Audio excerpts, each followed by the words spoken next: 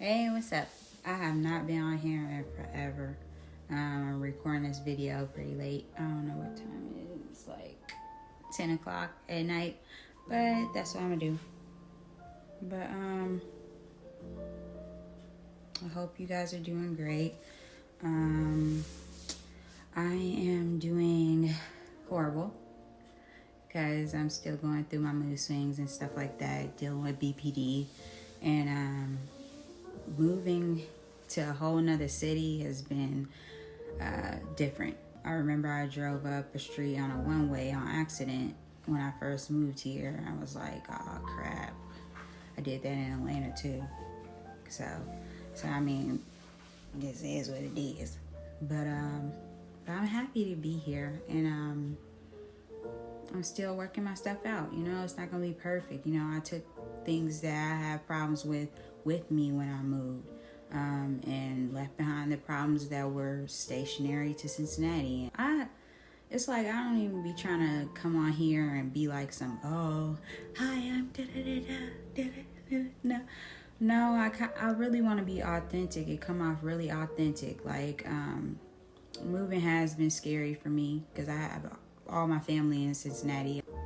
And it's kind of hard not seeing my mom every day. And it's hard, you know, just being in a whole different place and just feeling like, okay, I'm out here by myself. Like, what am I going to do? Like, if I need help, it's all on me now. Like, you know, I can't call on anybody close. Like, where I moved to is different. It reminds me of the old Cincinnati. It's not as congested or popular, and I really like it. You know, I don't know.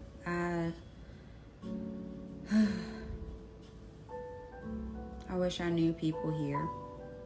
I wish I had some friends here, people I could talk to, hang out with, things of that nature. But I understand that moving here gives me a chance to make new friends.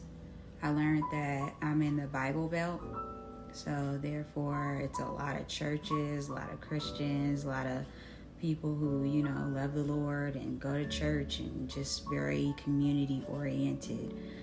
I think that is something that I lacked in Cincinnati. I didn't have any type of community around me. I didn't participate in church because I didn't like going to mega churches. I like the churches that are more, you know, intimate, more, you know, smaller, because it's just like I just can't do all the concert based church and loud music to the point where I can't hear myself think. And one of the things that has made me happy about being here is like little things, you know.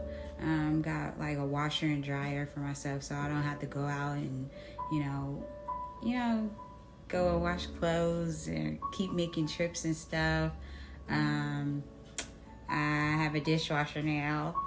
I have an ice maker in my refrigerator, and I have 2 full-size bathrooms upstairs and downstairs. That may be little, very little to a lot of people, but that's big to me because I didn't come from a place where it was like you have one or the other. Like you have a dishwasher but no washer and dryer, or you have a refrigerator that makes ice but no dishwasher and stuff like that.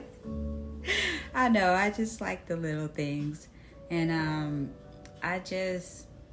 very, very grateful. I'm very grateful. My previous house was very drafty, and now this house that I live in now is not as drafty. And it's just awesome. It's so awesome. Like, I'm so grateful.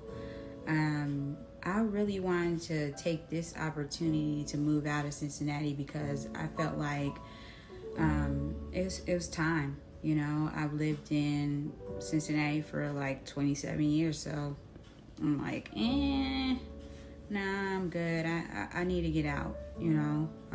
I just didn't feel alive in Cincinnati. Everything, my trauma, everything I've been through with people is just like, it just was this blanket over Cincinnati for me. Like every time I looked around and seeing everything that was familiar, it just brought back memories that I didn't want to think about, you know. And I feel like, you know, just by moving, it won't get rid of all those things that I've dealt with or that I've faced, but this is a start, you know, to take me out of that environment and really see what's the environment, what's really me. So now I'm faced with what I, you know, really need to work on within myself, and that I can't blame on, you know, oh, I live in Cincinnati, oh, I'm around people who don't care about me, because it's different now. Like, I literally had to move 8 years of stuff out of a 2-story home with a basement, and the basement had a lot of stuff in it. And it was hot when I was moving. So it was in June, you know what I'm saying? So it was hot. I had the electric cut off at a certain time, and during my move, the electric was off. So the daytime was the time to get busy. I had somebody I was cool with at the time help me move stuff until he said something stupid, and then I was like, boop. But yeah, he was helpful. That was nice. And it's just like, it's just so much stuff that has changed for me. I have a lot of work to do. I want to start school. I want to continue to record videos. I want to paint. I want to, you know, get into more of going to church and more community things, get involved in programs, just keeping myself busy and learning and growing as a person. And I think that will continue to start picking up, you know, especially just with me getting my mental health together, making sure I check in with myself and really not lie to myself just to keep things hidden. I struggle with depression and BPD and PTSD, so therefore I take medication, and I've been complying with my medication for the first time in years because I've been struggling with this for a long time. BPD is borderline personality disorder. A lot of people think it's like, oh, you got all these multiple personalities and stuff like that, and it's like, no, it's like you sometimes don't know where you start and where you end. It's like you're so absorbed in everything around you, you know, and it's out of fear. I've been taught these things from my childhood, you know, fear of abandonment, fear of people leaving me, fear of just being rejected, fear of, you know, a lot of things. And what came from that was people pleasing, and when I would put people on pedestals, and then if they acted a certain way, I discarded them. You know, it's kind of like narcissism, but it's like a empathetic, narcissistic way. But at the same time, it's like I'm self-aware. Narcissists really don't care to be self-aware. I prefer to be self-aware. And it's like, it's kind of like a black or white thinking. It's like, you all bad to me or you all good. And I'm like trying to learn that, you know, I even do that to myself, you know, thinking I'm like all bad at one moment and then all good at one moment. It's definitely a struggle, but being compliant with my medication has been the best thing I've ever done. A lot has changed, like even though I still struggle with stuff and it irks me, but a lot has changed with my mental health and how I see things. I'm not gonna go too on and on,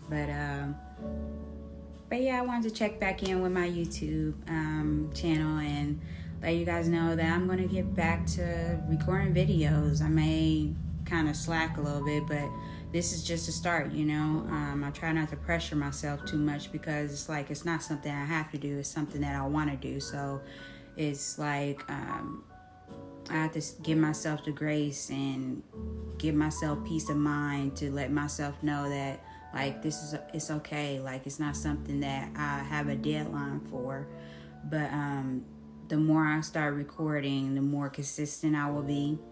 The more you'll see more content and different topics that I like to discuss. I have a lot of wisdom and a lot of insight and a lot to say. It's just sometimes it's hard to do it on camera because I'm not used to talking on camera. Like, I'm really not. Like, I'm used to just being a homebody, being by myself, interacting with people one-on-one, and just being around my family and being around my kids. So it's kind of difficult to just talk to the camera because when I talk to people one-on-one, it's just like sparks.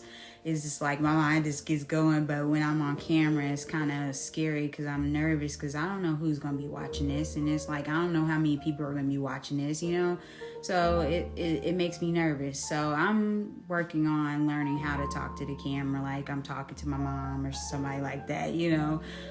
But with a little bit more sensory because I know I'm not going to divulge everything to you guys, but, you know, I am going to be pretty vulnerable because I want people to know that I'm human and I'm not just some robot behind a computer. So yeah, but until next time, I'll see you guys later, and thank you for watching.